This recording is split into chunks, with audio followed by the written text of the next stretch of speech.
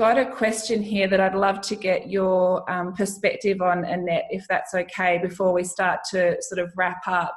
And it was a question we received on email over the last few days, which relates to keeping your original supporters that were there from the outset. The question is my organisation is quite young, and we have found that philanthropists who supported us at the start are proud of our impact and success, but they now want to fund the new shiny thing. How do we communicate to our donors that we need them to continue investing in our projects so that we can continue to make strong impact? And love your thoughts on that question, Annette. Sure. So I really hear and understand that question. It's a big perennial question about multi-year funding and sustainability. My first piece of advice is to always have a conversation with the funder at the outset about what's possible, because I'm assuming this is a philanthropy question rather than a government question. Philanthropists are there, if they've got an office and they've got staff, they're there and they know what they do and they don't do. So you could say to them, could we go for 3-year funding? If it's just 1-year funding, can we come back next year? And often they'll be really frank and say, it's 1-year funding, but you can come back in a few years. So I would just follow their advice, and they're often quite comfortable to give that advice.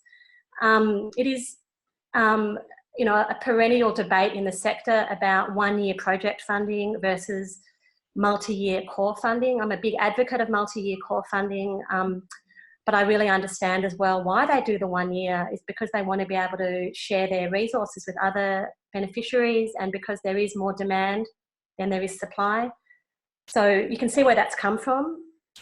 But I always ask for multi-year funding, and I always ask for bigger dollars. I see a lot of grant seekers spending a lot of time, pursuing a $5,000 grant, but it's the same amount of time and effort to go for a $50,000 to go to $100,000. And there's opportunities out there. So that's one clever way of just put the effort in for the bigger amounts. Then I would just say, if you are wanting to pitch back to your original funders, then to pitch back to sort of say what's new, what have we achieved? We did this, and now the next bit is this. They won't always fund it, but it's a way to sort of make it sound fresh and not just like ongoing funding. And also to stay in touch during the funding.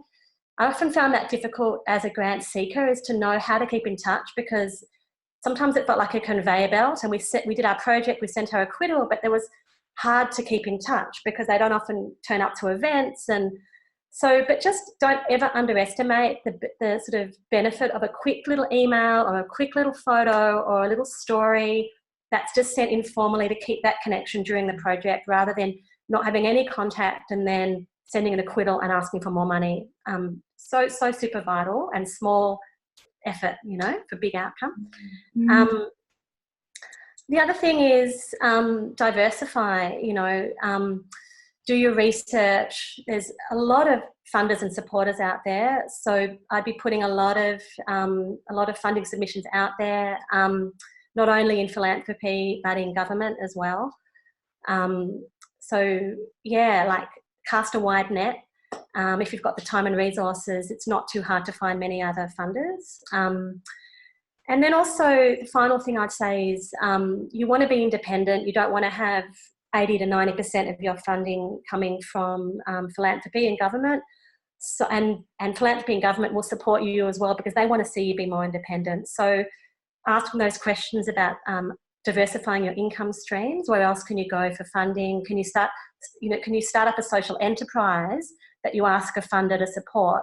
And often they will love to do that, because they're seeing that as a pathway to your independence and your resilience and your self-reliance. So never stop asking those questions about where we're getting our funding from and how can we be more self-reliant